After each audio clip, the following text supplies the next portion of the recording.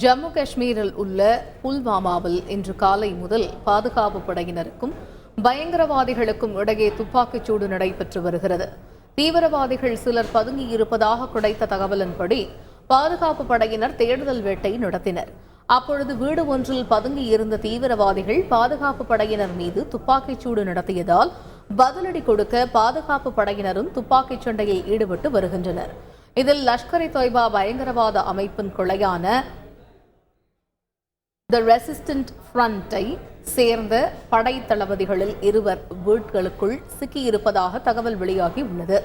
தீவிரவாதிகள் பதுங்கியிருப்பதாக கூறப்படும் வீட்டில் இருந்து புகை வெளியேறி வரும் காட்சிகள் தற்பொழுது வெளியாகியுள்ளன.